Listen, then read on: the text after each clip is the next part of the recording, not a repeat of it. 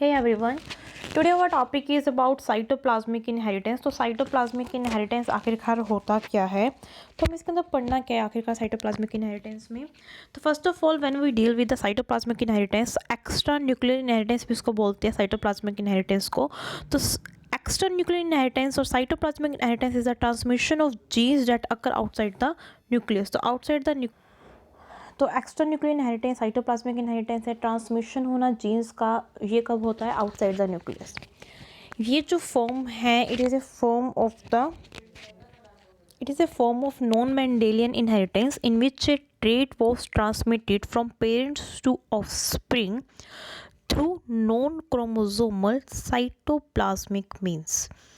जो cytoplasmic inheritance है उसको हम नॉन मेंडेलियन इनहेरिटेंस से बोलते हैं, जिसमें कोई भी एक ट्रेट है या फिर करैक्टर है वो ट्रांसमिट होगा एक पेरेंट से ऑफस्प्रिंग में, किसके थ्रू? नॉन क्रोमोसोमल और साइटोप्लाज्मिक मीन्स के थ्रू ट्रांसफ़र होगा।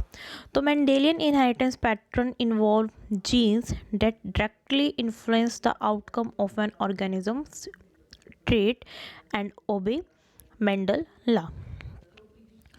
हम इसके अंदर बात करते हैं मेंडेलियन इनहेरिटेंस की। तो जो भी मेंडेलियन इनहेरिटेंस के पैटर्न है वो किसमें उसमें इन्वॉल्व होता है? वो जीन्स जो डायरेक्टली इन्फ्लुएंस करते हैं आउटकम ऑफ एन ऑर्गेनिज्म के ट्रेट्स और ओबे करते हैं मेंडेलियन के इनहेरिटेंस, ओबे करते हैं मेंडल के लॉ।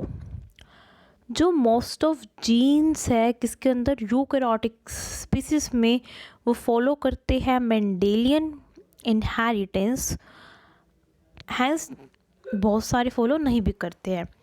और जो एडिशनल पैटर्न है इनहेरिटेंस का वो डेविएट होता है मेंडेलियन पैटर्न के अंदर, उसके अंदर आता है जो मेंडल को फॉलो नहीं करता है, क्योंकि मेंडल के अकॉर्डिंग जो जीन ट्रांसफ़र होते हैं पेरेंट से ऑफस्प्रिंग में वो होते हैं न्यूक्लियर जीन्स।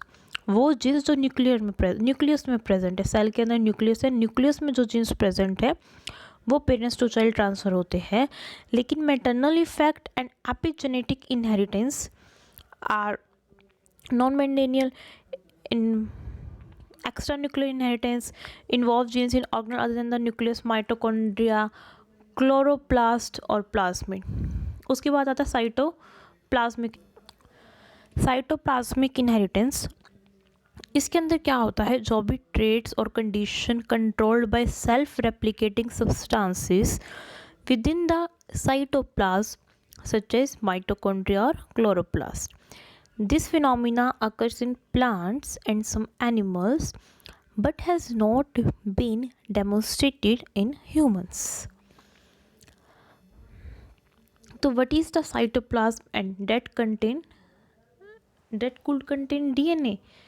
तो साइटोप्लाज्म के अंदर ऐसा क्या है, और ऐसा क्या है साइटोप्लाज्म का जिसमें डीएनए भी है? तो है माइटोकॉन्ड्रिया एंड क्लोरोप्लास्ट, जो कि साइटोप्लाज्म में प्रेजेंट है, जिनके पास डीएनए भी है।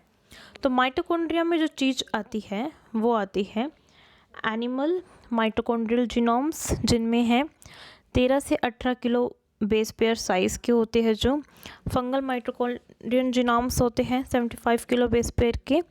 तो माइटोकॉन्ड्रिया में एनिमल माइटोकॉन्ड्रिया जीनोम्स आएंगे। तो माइटोकॉन्ड्रिया में एनिमल जो माइटोकॉन्ड्रिया है उसका जीनोम साइज़ है 13 से 18 kilo base pair in size है। फंगल में जो माइटोकॉन्ड्रिया है वो है 75 kilo base pair. Higher plant mitochondria genome है वो है 300 से 500 kilo base pair. Each mitochondrion has 5 to 10 copies of mitochondrial chromosome. जो हर एक माइटोकॉन्ड्रिया है उसके पास 5 से 10 माइटोकॉन्ड्रिया की कॉपीज होती। अब ह्यूमन सेल्स जो है उनके पास रेंज है नंबर ऑफ माइटोकॉन्ड्रिया की। लिविंग सेल्स हैव 1000 माइटोकॉन्ड्रिया पर सेल। अगर कोई भी लिविंग सेल होता है तो उसके पास लगभग 1000 माइटोकॉन्ड्रिया होते हैं एक सेल में। स्किन सेल के पास जो माइटोकॉन्ड्रिया है वो होते हैं 100। आप ये देखिए कि लीवर के पास ज़्यादा माइटोकॉन्ड्रिया होने का रीज़न ये है बिकॉज लीवर हमारी बॉडी का सबसे लार्जेस्ट ऑर्गन है, जो कि सबसे ज़्यादा मेटाबॉलिकली एक्टिव है एंड जिसका काम है टॉक्सिन को रिमूव करना। A cell have up to 10 million mitochondria, मतलब जिस सेल का जितना ज़्यादा मेटाबॉलिज्म होगा उतने ही ज़्यादा माइटोकॉन्ड्रिया उसके अंदर होएगी। ह्यूमन के जो माइटोकॉन्ड्रिया है उनके पास कितने जीन्स हैं? That have 37 genes. अब हम आते हैं क्लोरोप्लास्ट की बात करते हैं। Chloroplast genomes are 130 to 150 kilo base pair in size. जो क्लोरोप्लास्ट के अंदर जीनोम होता है उसका साइज है 130 से लेके 150 किलो बेस पेयर साइज में। Chloroplast have more genes than mitochondria, और जो ज़्यादा से ज़्यादा जीन्स है क्लोरोप्लास्ट के वो इन्वॉल्व्ड है फोटोसिंथेसिस में। Corn has 20 to 40 chloroplasts per cell, with each chloroplast having 20 to 40 chromosomes can make up 15% of DNA। Corn के पास 20 से 40 क्लोरोप्लास्ट है हर एक सेल में, और हर क्लोरोप्लास्ट जो है 20 से 40 क्रोमोसोम बना रहा है, जो कि 15% है डीएनए का। Next is endosymbiotic hypothesis. Endosymbiotic hypothesis कहता है कि जो भी free living prokaryotes ancestors of chloroplast and mitochondria invaded plants and animal cells but provide useful function, and so a symbiotic relationship developed over time। symbiotic hypothesis said कि जो भी free living prokaryotes के ancestors हैं वो chloroplast और mitochondria आए हैं। वो जो क्लोरोप्लास्ट और माइटोकॉन्ड्रिया है प्लांट्स में है, चाहे कोई क्लोरोप्लास्ट तो प्लांट्स में ही है और माइटोकॉन्ड्रिया प्लांट्स एनिमल्स दोनों में है, वो फ्री लिविंग प्रोकैरियोट्स के एंसेस्टर्स थे। इन्होंने प्रोवाइड करा यूजफुल फंक्शन, और एक सिम्बायोटिक रिलेशनशिप कुछ टाइम बाद डेवलप हो गया। Differences in sex. Here differences in sexes, the transmission of chloroplast between different sexes. Here male contribution, sperm or pollen transfer little or no cytoplasm to the cell.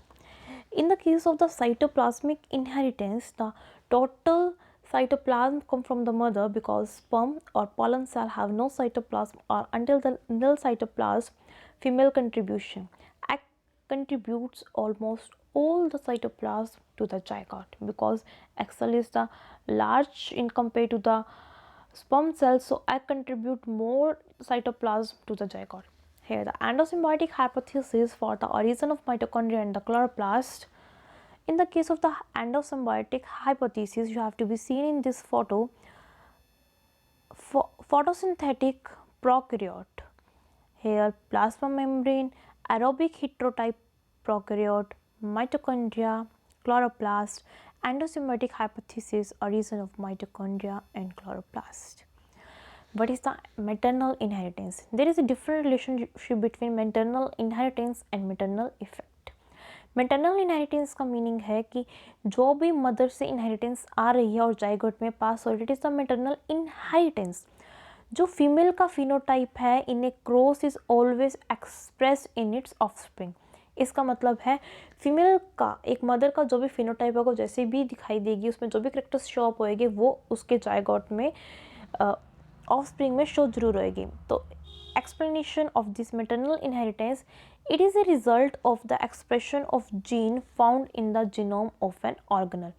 तो इसका main reason क्या होता है? Expression of A gene found in the genome of A organelle है। Maternal inheritance में it is the result of the expression of a gene found in the genome of an organelle. For most species, all the organelle DNA is found in an embryo is from the female. This is the biological basis of maternal inheritance. Infectious heredity, जो parasite living है cytoplasm में वो पास होता है। Infectious heredity में क्या होगा? जो पैरासाइट साइटोप्लाज्म में रहेगा वो पास होगा ऑफस्प्रिंग में थ्रू द मदर, उसको हम बोलेंगे maternal inheritance. It is the sigma, A virus found in the cytoplasm. Next is being the organelle chromosome. A zygote inherits it's organelle from the cytoplasm of the egg. तो zygote अपने organelle कहाँ से inherit करता है? तो zygote inherit करता है organelle कहाँ से? एग के साइटोप्लाज्म से ऑर्गेनल को इनहेरिट करते हैं. तो मैटरनल इनहेरिटेंस क्या है? The pattern of inheritance is not associated with meiosis और mitosis because the organelles are in the cytoplasm not in the nucleus. तो मैटरनल इनहेरिटेंस क्या है? द पैटर्न ऑफ इनहेरिटेंस, कि जो इनहेरिटेंस हो रही है मतलब कि ट्रेट्स जा रहे हैं पेरेंट्स टू ऑफस्प्रिंग में, वो मियोसिस माइटोसिस उनका कोई लेना देना नहीं, क्योंकि उसमें न्यूक्लियर जीनोम ट्रांसफर होते हैं. Because organelles are in the cytoplasm, क्योंकि जो ऑर्गेनल होते हैं साइटोप्लाज्म में होता है, न्यूक्लियस में नहीं होते हैं. Organelles have circular chromosome. In this photograph you have to see mitochondrial DNA. Since the mitochondrial DNA is found in the cytoplasm, our mitochondria comes from our mother. And after fertilization we get most of our cytoplasm from the egg, which happen to come from our mother. After fertilization in embryo receive a little or any very small amount of cytoplasm from the sperm. What is the maternal inheritance? Experiment were performed by Cornus on the 4 clock plant. जो experiments थे वो corners के द्वारा perform किया गया किस पे? 4 o'clock plant पे. जो प्लांट था वो ग्रीन था, वेजिटेटेड वाइट एंड ग्रीन उसकी लीव्स थी. Normal flower develop at different location on the plant. Crosses were made among the flower associated with each leaf color. तो मैटरनल इनहेरिटेंस में ये जो परफॉर्म किया गया, कॉर्नस ने परफॉर्म किया 4 o'clock प्लांट में. इस प्लांट के पास ग्रीन वेरिजेटेड में क्या होता है कि वाइट और ग्रीन होती है, वाइट लीव्स होती है. नॉर्मल फ्लावर डेवलप होता है डिफरेंट लोकेशन में प्लांट पे. और क्रॉसेस इसके अंदर किए गए फ्लावर्स के अंदर जो कि एसोसिएटेड थे ईच लीफ कलर से. Like you able to see here female is green vegetated and white and male is green vegetated white. लेकिन जो प्रोजेनी होगा वो ग्रीन नहीं होगा. अगर हमने मेल हर केस में वही लिया, लेकिन जो फिनोटाइप आ रहा है प्रोजेनी का ऑफस्प्रिंग का वो वही आ रहा है जो कि मदर का है. तो इससे ये शो होता है ये क्लोरोप्लास्ट तो मदर में होता है एंड क्लोरोप्लास्ट के जीन मदर से आते हैं, not from father. Next is maternal inheritance. The progeny crosses always exhibited the colour of the leaf of the female. कि जो प्रोजेनी हमेशा वो एग्जिबिट करेगा, एग्जिबिट मतलब कि शो करेगा जो लीफ का कलर है सिर्फ फीमेल का, और ट्रेट एक्सप्रेस करेंगे मैटरनल इनहेरिटेंस को. Next is extra nuclear inheritance. Transmission of genes that occur outside the nucleus. तो एक्स्ट्रा न्यूक्लियर इनहेरिटेंस में क्या होगा कि जीन्स का ट्रांसमिशन होगा आउटसाइड द न्यूक्लियस, न्यूक्लियस के आउटसाइड में. अब इसके अंदर जो एक्स्ट्रा न्यूक्लियर इनहेरिटेंस के अंदर हम ये चीज़ कर चुके हैं कि ट्रांसमिशन हो रहा है जीन्स आउटसाइड द न्यूक्लियस, और ये ज़्यादातर पाया किसमें जाता है? मोस्ट यूकैरियोट्स में. And commonly known to occur cytoplasmic organelle जैसे कि mitochondria, chloroplast, cellular parasite, virus और बैक्टीरिया. अब टाइप्स क्या है? साइटोप्लाज्मिक इनहेरिटेंस एग्जांपल्स गाइस हम डिस्कस करेंगे नेक्स्ट वीडियो में. Thank you. लाइक